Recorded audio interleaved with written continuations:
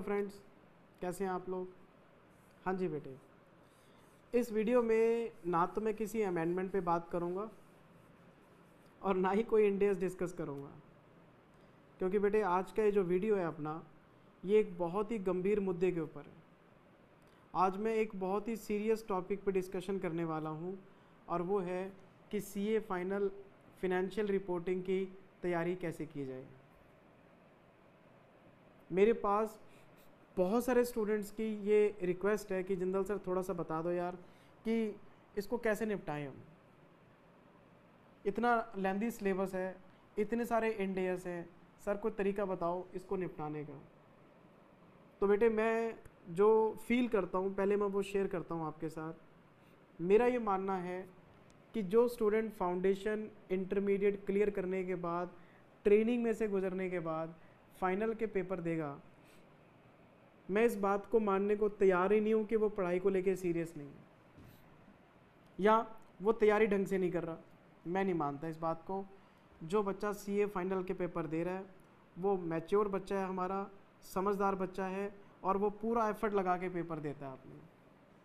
तो मैं सिर्फ आपको इतना गाइड करूँगा कि हार्ड वर्क तो हम सब लोग करते हैं, करना भी चाहिए, बिना हार्ड वर्क के तो कुछ मिलना नहीं है। लेकिन अगर हम थोड़ा सा हार्ड वर्क अपना स्मार्ट वे में कन्वर्ट कर दें तो रिज़ल्ट बेटर आ सकते हैं। आपको नंबर उतने मिल सकते हैं जितने कि सिर्फ हार्ड वर्क से ना मिले। नहीं समझे? हार्ड वर्क करके आपके आएंगे 60, तो हार्ड वर्क को अगर हम थोड़ा सा शेप अप करके बढ़े तो नंबर आपके 10 से लेके 15 नंबर प्लस हो सकते हैं। टाइम मैनेज हो सकता है, आप स्ट्रेटजी बना सकते हैं। आप एग्ज़ाम में जाने से पहले ये बच्चे को पता होगा कि मैं क्या अपने साथ लेके जा रहा हूँ और क्या छोड़ के जा रहा हूँ। मैं उस बात को आज इस वीडियो में कवर करूँगा। और बेटे मेरे सामने ये 4 मुद्दे हैं। पहला स्टेप, दूसरा स्टेप, तीसरा स्टेप, चौथा स्टेप। अगर आप इन 4 चीज़ों पे काम कर लेते हैं, मुझे नहीं लगता कि एफआर आपको परेशान करेगा और स्टूडेंट अपने नंबर पहले डिसाइड कर सकता है कि वो नंबर कितने लेने वाला है। आप मेरी बात यकीन माने, मैं जो बात कह रहा हूँ इसके पीछे ना तो कोई मार्केटिंग मकसद है, ना कोई यूट्यूब के व्यूज़ मेरे को चाहिए। मैं वैसे भी एक्टिव नहीं हूँ इन चीज़ों में और मैं आपको वीडियोस बहुत कम शूट करता हूँ, बहुत कम वीडियोस बनाता हूँ इन मुद्दों पे। अगर बच्चे का एफआर का पेपर तैयार है, उसको एफआर के लिए मोटिवेशन नहीं चाहिए, स्टूडेंट को मोटिवेशन नहीं चाहिए, स्टूडेंट को स्ट्रैटेजी चाहिए, राइट। और अगर मैं आपको राइट स्ट्रैटेजी दे पाऊँ तो बेटे मेरे लिए खुशी की बात होगी। शायद मेरी बोली हुई बात कोई आपके काम आ जाए। तो इस वीडियो को प्लीज़ थोड़ा सा पेशेंस के साथ देखना। मैं थोड़ा सा आराम से बात करता हूँ बेटे, मेरा 5 से 10 मिनट वाला कोई मुद्दा नहीं होता। मैं चाहता हूँ कि या तो काम ही मत करो, काम करो तो फिर बच्चे को ढंग से गाइड करो, राइट। तो बेटे सबसे पहला स्टेप ये है कि इंस्टीट्यूट ने आपके एफआर को टोटल 7 सेक्शंस में डिवाइड किया हुआ है।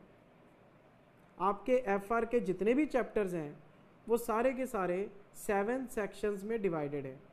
तो आपको सबसे पहले ये समझना पड़ेगा कि सिलेबस में वो 7 सेक्शन कौन कौन से हैं। फिर आपको ये समझना पड़ेगा कि हर सेक्शन की वेटेज क्या है।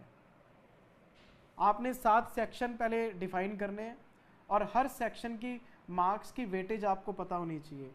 पता है इसका बेनिफिट क्या है? इसका बेनिफिट ये है, जब आप पूरे सिलेबस को 7 सेक्शंस में डिवाइड करेंगे, मैं नहीं कर रहा, आईसीएआई ने किया हुआ है।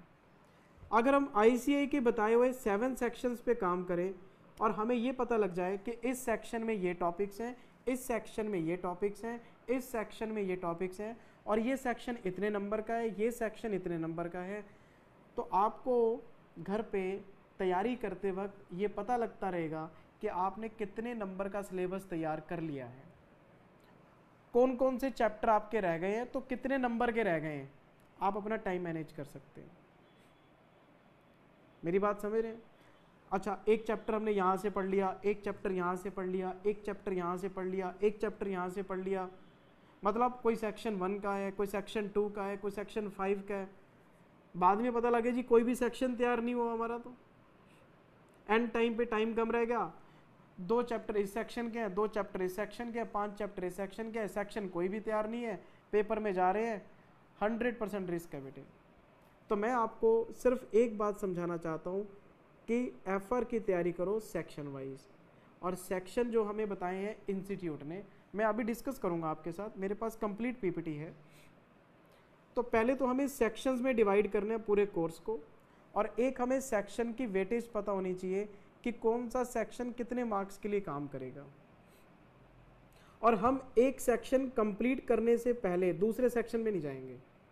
मान लो एक सेक्शन में 5 टॉपिक हैं, पहले आप इन 5 को कंप्लीट करो, उसके बाद दूसरे सेक्शन को हाथ लगाना है, तो कम से कम पता तो होगा कि इतने नंबर का हमने तैयार कर लिया पेपर अपना।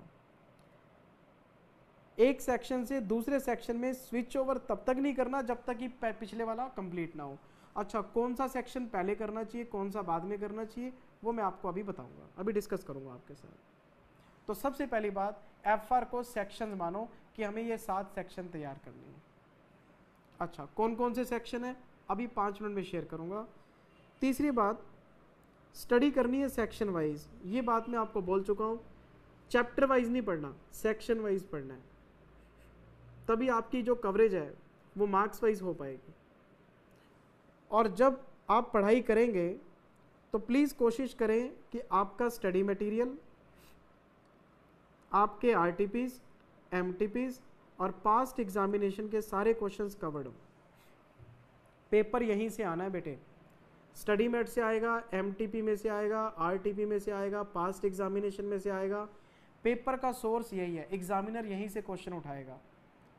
मान लो कोई एक आधा क्वेश्चन नया पेपर में आ भी गया 10 नंबर का, मान लो कोई नया को 10-15 नंबर का पेपर आ भी गया, तो भी 90 मार्क्स का पेपर आपको यहीं से मिलेगा। और अगर बच्चे को 90 मार्क्स का पेपर आता है, एग्जाम्शन तो लेना कोई मुश्किल काम है नहीं, एग्जाम्शन कोई मुश्किल काम नहीं है, लेकिन स्ट्रैटेजी होनी चाहिए आपके पास।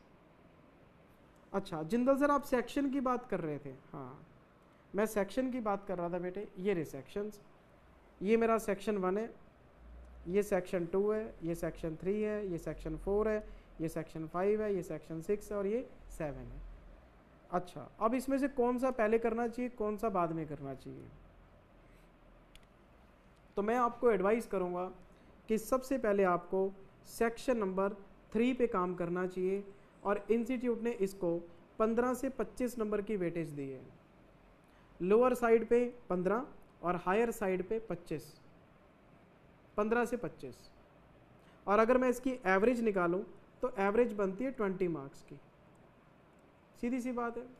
15 और 25 40 डिवाइड किया 2 से, 20 नंबर की एवरेज का पेपर कवर हो जाएगा। और जितने भी इंडेस इसमें हैं वो सारे के सारे इंटरेस्टिंग है और आसान है।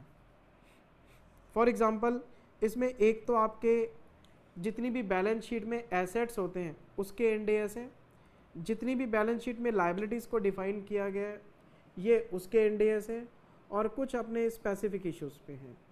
काउंट करें ज़रा, काउंट करें ज़रा, काउंट करें।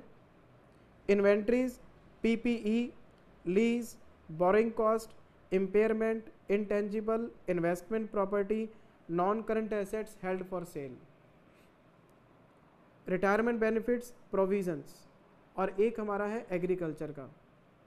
और अगर मैं काउंट करूं तो 1 2 3 4 5 6 7 8 9 10 11 चैप्टर हैं इस सेक्शन के अंदर। तो आपका टारगेट होना चाहिए कि सबसे पहले ये निपटाने हैं। इसमें जो टाइम लग सकता है आपको, एक तो टाइम लग सकता है आपको लीज पे, एक तो आपको टाइम लग सकता है लीज पे, एक आपको टाइम लग सकता है इसमें इम्पेयरमेंट पे, एक आपको टाइम लग सकता है बोरिंग कॉस्ट पे, एक इसमें आपको टाइम लग सकता है इंडेस 19 पे। ये जो मैंने नीचे एरो मारे हैं ना, 1 2 3 4, ये 4 सबसे ज़्यादा इम्पॉर्टेंट है आपके। मेरी बात समझ रहे हैं आप? चैप्टर 11 है लेकिन 4 सबसे ज़्यादा इम्पॉर्टेंट है। तो मेरी सबसे पहली जो रिकमेंडेशन वो ये है कि आपको सेक्शन 3 पे काम करना चाहिए।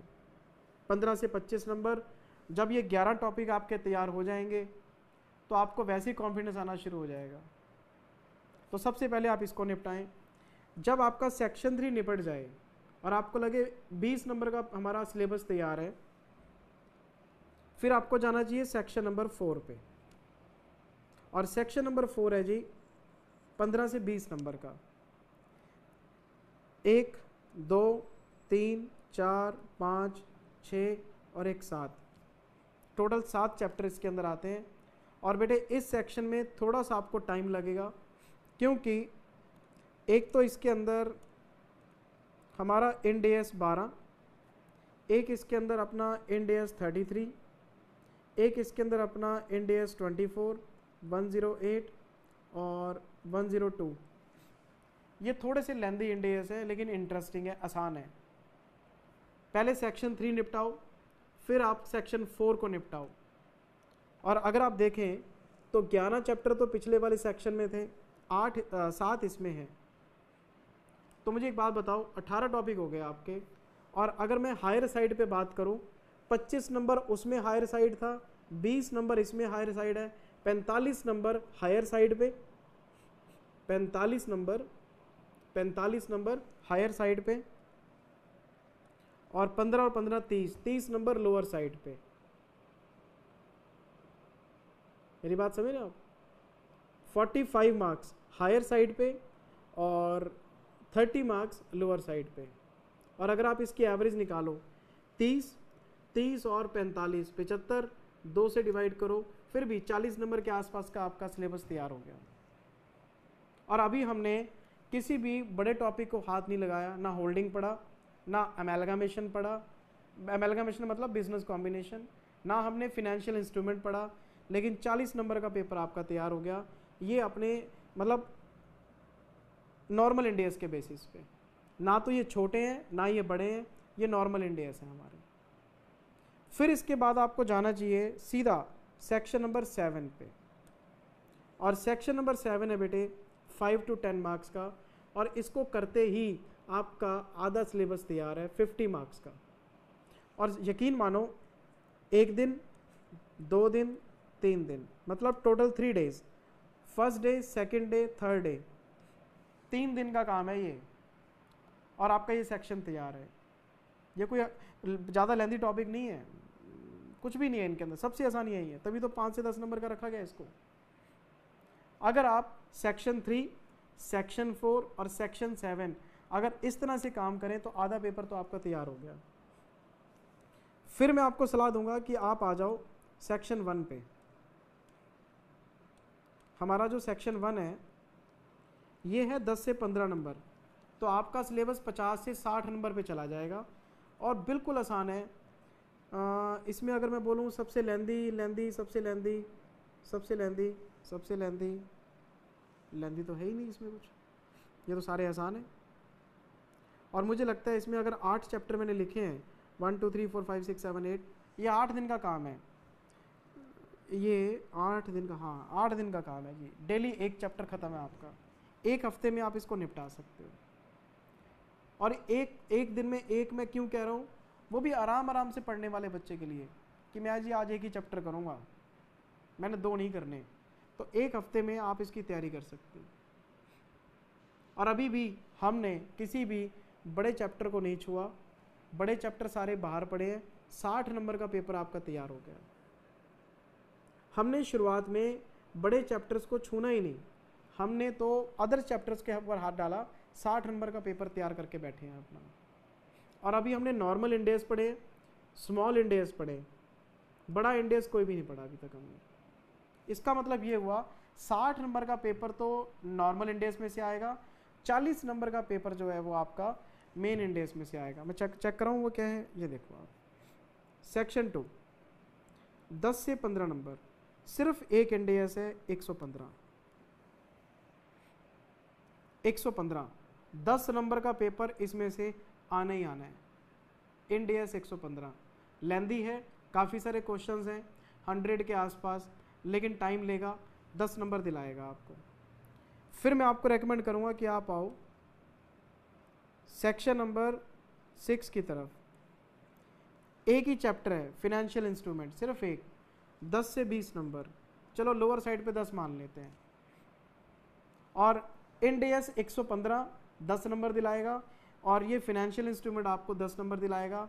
ये लेंदी वाले इंडेस हैं आपके, कॉम्प्लिकेटेड भी हैं, लेंदी भी हैं। लेकिन जब आप 60 नंबर का सिलेबस तैयार करके बैठे हो, बच्चे का कॉन्फिडेंस लेवल पहले ही हाई होता है, और बच्चा अगर शुरुआत में ही इनको स्टडी करना शुरू करेगा, उसका मन ही उब जाएगा, उसका मन ही नहीं करेगा पढ़ने को, वो कहेगा यार पता नहीं कितने टफ इंडेस हैं।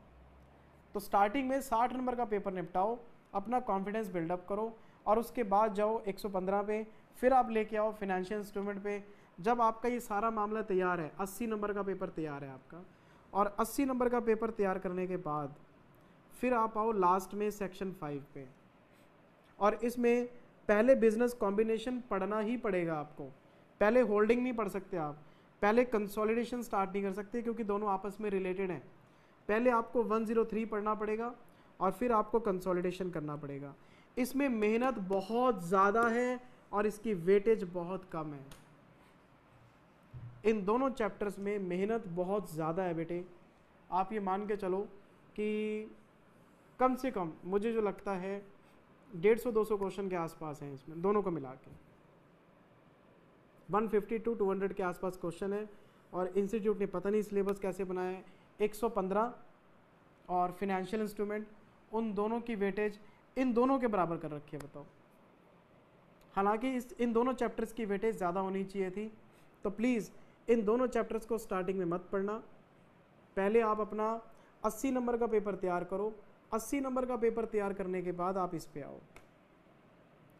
तो अगर आप इन चैप्टर्स को इस सीक्वेंस में पढ़ेंगे तो आपको टाइम भी कम लगेगा, कॉन्फिडेंस बिल्डअप हो जाएगा आपको लगेगा FR कॉम्प्लिकेटेड पेपर नहीं है। और बच्चे करते क्या हैं, जैसे ही पेन ड्राइव मंगवाते हैं सबसे पहले पढ़ना शुरू करते हैं फिनेंशियल इंस्ट्रूमेंट।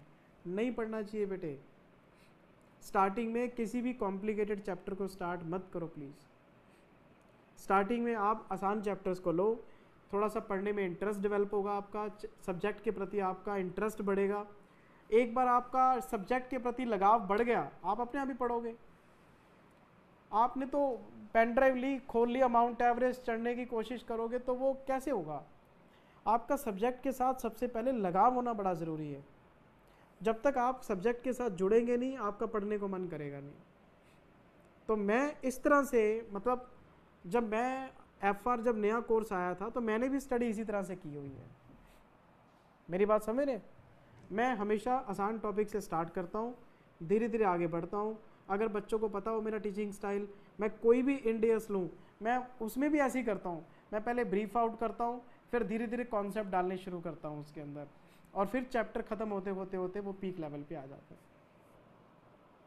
तो मेरे हिसाब से बेटे इस हिसाब से आपको चलना चाहिए, ये चैप्टर्स की सीक्वेंस आपको मेंटेन करनी चाहिए, राइट। तो बेटे ये मैं थोड़ा सा आपको बोलना चाहता था FR की स्टडी पे।